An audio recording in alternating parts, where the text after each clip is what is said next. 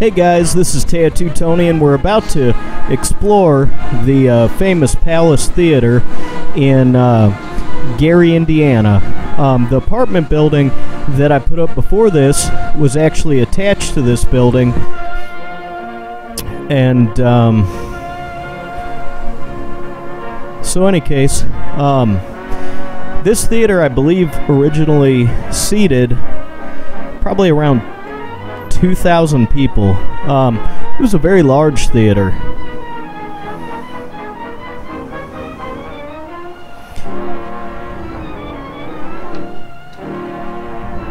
Sorry this footage at the beginning is a little shaky. I did not use the stabilizer.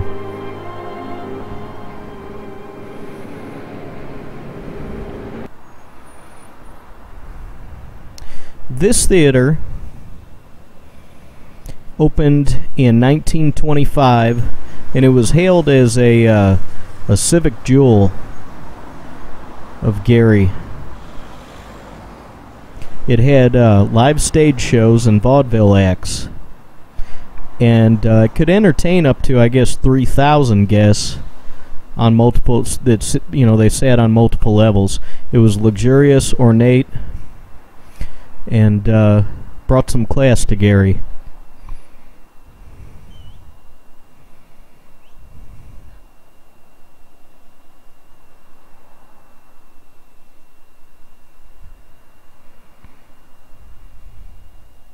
Excuse me. How did you get in here, mister? This building is closed. Or do you happen to have a match? So, in any case, it was the top destination for entertainers that came to Gary. Over the years, the theater transitioned with the times, and as vaudeville shows became less popular, movies became popular, and they started showing them. It specialized in first-run films for the Northwest Indiana area after they played in Chicago. And at one point, the movies were 50 cents at the Palace. Gary theaters as a whole experienced a boom in the 30s and 40s and started to decline after that because customers could choose from 11 theaters in Gary.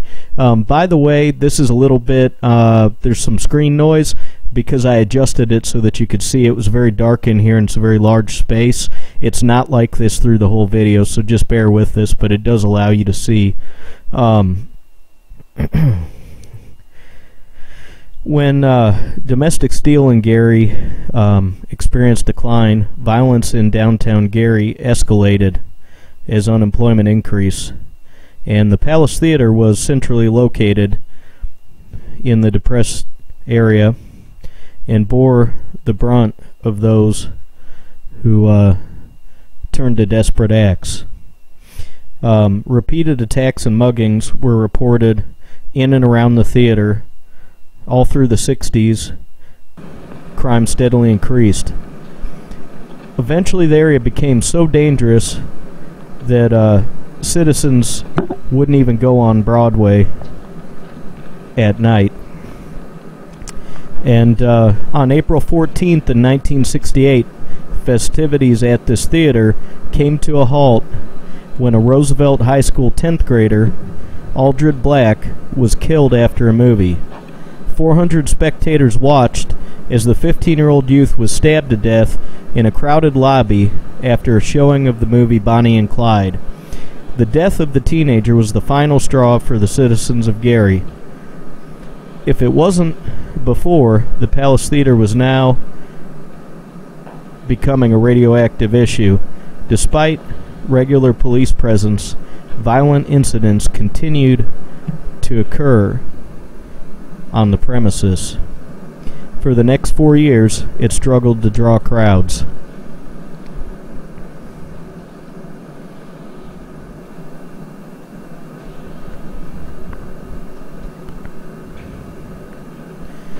By 1970, the once glorious Palace Theater had become an afterthought.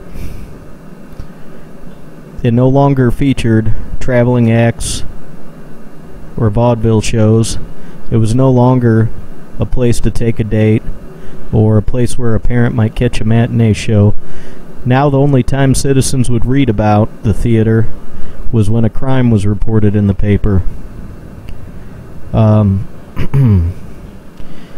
Residents talked for years about the theater shutting down. By 1971, it had been reduced to a haven for crime and drug dealers. The theater was not maintained and no longer had its original splendor. Then there was a young woman who was attacked in the ladies' room of the lobby in 1972 in January, and the town had enough, and the Palace Theater at that point was immediately shut down.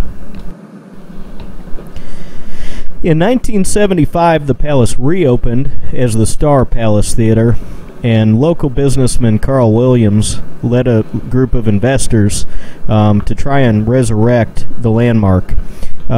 It showed movies and hosted community theater.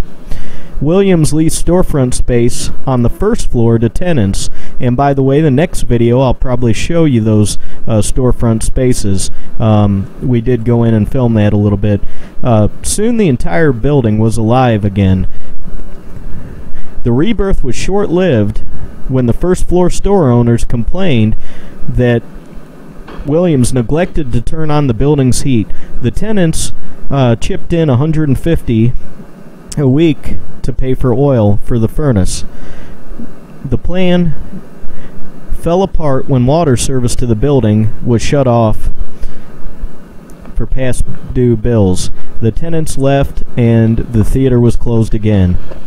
In 1976, the theater was recognized and reopened as the Star Academy of Performing Arts and Sciences. There was a government grant that helped the theater produce a series of children's plays. In evenings, adults in the community came to participate. Residents raved about the performances, but despite enjoying a small renaissance of arts, the cash-strapped theater would run out of money and close again later that year, and the theater was abandoned for the next 10 years. I believe the last chapter was the Gandhi King Corporation, and there's some information in here about the apartments from the previous video. By the way, there will be 2 parts to this theater, so stay tuned for the second one. If you're watching this, there's some awesome stuff in the second video, so don't miss it. In January of '87, the mayor, Richard Hatcher, announced plans to renovate the old Palace Theater once again. The Gandhi King Corporation, a group of doctors led by William Washington II, announced that they planned to revitalize the building, which had been abandoned now for maybe 15 years. Along with Washington, another doctor whose name I cannot pronounce, and a Dr. Schreys, purchased the property at a tax sale in August of '86 for only $30,000. They planned to invest between $500,000 and $1 million to renovate the old theater and the storefronts. In addition, the doctors opened a restaurant on the side of the building to supplement income from theater operations. They were very optimistic, and they thought even though the national trend was, going towards multi-screen theaters in shopping malls and video rentals and cable television, they believed that the theater's history added value to the movie-going experience, and I would tend to agree. I'd probably go see all my movies in a theater like this. We have a little bit older theater in St. Louis that's cool to attend. Anyways, maybe more, actually probably several. But anyways, the doctors believed they had an advantage since there were no other movie theaters in town open at the point. Progress did not come as fast as they hoped. By 1988, The 4 storefronts in the Palace Theater were still vacant. Office and apartments above the storefronts also sat empty. Part of the problem was the condition of the buildings. The doctors neglected to repair or remodel the structure. You'd think, being doctors, they'd be smart enough to realize that that might be a necessity. But as an incentive, Gandhi King decided to offer 1-year leases to tenants for free. In exchange, the tenants had to pay for repairs and utilities. The free rent plan to attract tenants was a success. No shit. Okay. Free rent. By the summer of 1989, the first floor of the Palace Theater was once again active. The store spaces were leased, and the neon signs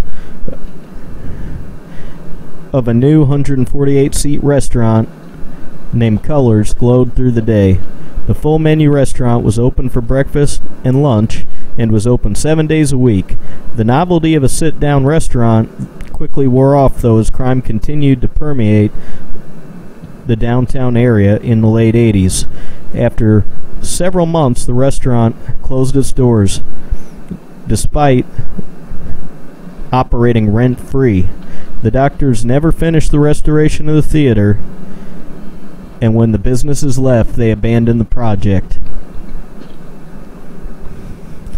So, anyways, there was a lot of crime around here. Andrew had told me that he had read somewhere that this theater is supposedly haunted. Well, I could see people who are interested in the paranormal believing so, because there were violent acts committed in and around this theater, plenty of them, I'm sure. At one point, I believe Gary, Indiana had the highest murder rate in the country. Now I think I looked and it was 13th. This town also was actually a city. It's pretty big because it approached almost 300,000 people at its peak, and now I believe it, last census, maybe it's 80,000, so still a sizable town, but the amount of decay being less than a third of its original population is massive, just like St. Louis. So, also I want to put out there my Patreon supporters. You guys are why I was able to come here and shoot 7 or 8 videos. In total there'll probably be 10 new videos or so, maybe more. Yeah.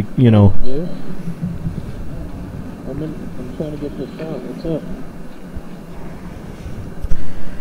But your support helped pay for this. Somebody mentioned to me that, and that was really cool right there. That, I guess, is a backdrop for a play. There was another one in the back. It was more shredded. Pretty cool stuff.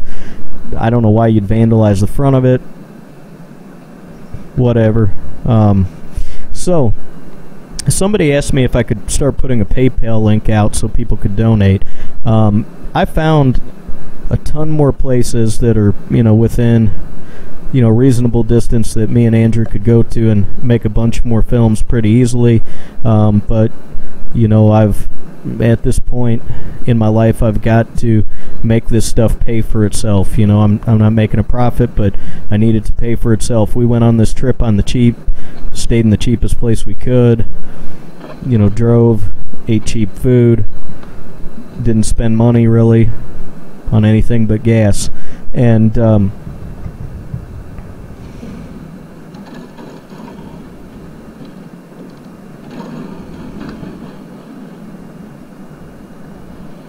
every one of the Patreon supporters made this possible. That's why you're watching this film.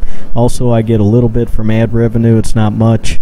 A 5,000 view video, maybe $5 or something. So, anyways, I'd like to go up to Cleveland and Detroit, but I'd also like to go up to the Chicagoland area. So, if you'd like to help, these videos are produced because of that. I'm thinking about going and getting a P.O. box too, because I had a couple people ask me if they could mail me something, not necessarily money. Hell, if you want to draw me color me a picture, that'd be cool too. So maybe send me a postcard if you're, from wherever you're at. That would be awesome. But so hopefully I'll do that soon. I'm going to set up a PayPal account specifically for this channel and start putting the link out there. So if anybody does want to help us go on another trip, within the, as soon as we can, so we can make more videos, that'd be awesome. Sorry, people always tell me to shut up. I talk too much. So that's the gist of it. If you have any questions about any of that, the Patreon link's in the description if you drop the Dropbox down. But so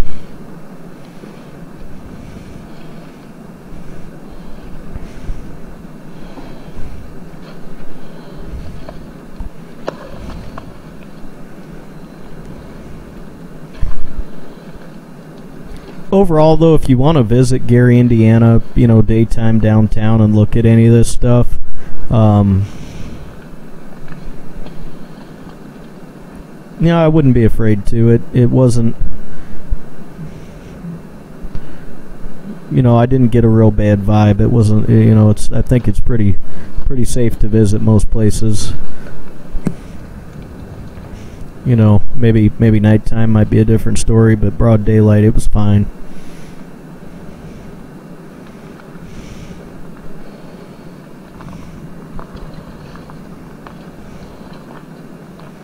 Also on this trip, guess I'll give you some spoilers. Well, maybe I won't. Never mind. I got some really cool buildings, so you're going to love the stuff that I'm going to put out. The next video, we're going to go upstairs in the balcony and into some of the rooms on the upper levels here, so it may be a tad bit shorter, but I would have probably another 15 minutes of footage showing you around.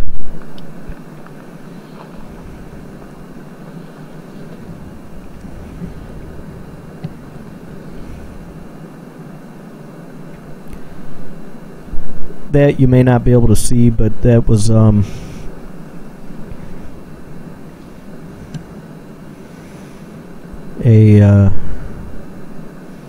another torn up, I guess, backdrop. Probably in the next video too. Andrew takes beautiful photographs. You should go visit him at Focus Grim on Instagram. FOKUSGRIM, Focus Grim on Instagram. Takes beautiful pictures, but he releases a few here and there, but he will probably be sending me, don't make a liar out of me, Andrew, but he'll probably be sending me a bunch of photographs from this building that will really show you colors and details, because he's got a phenomenal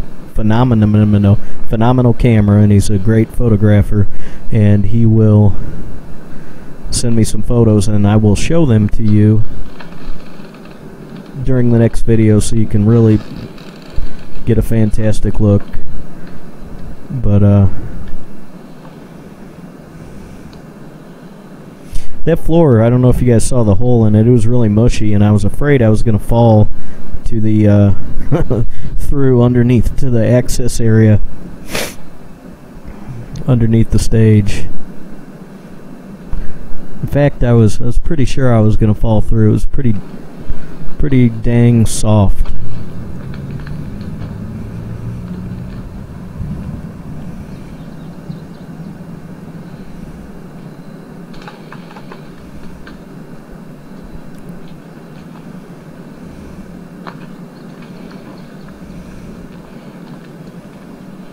Please remember to hit the like button. It helps me. I think, it seems like about 10% of the people that watch hit the like button, and I always get a couple that dislike the video for whatever reason. I mean, I'd suggest maybe stop watching my videos then. I don't know. But if you would hit the like button, because I think it helps spread the video. Thanks for watching. Thanks for all your support.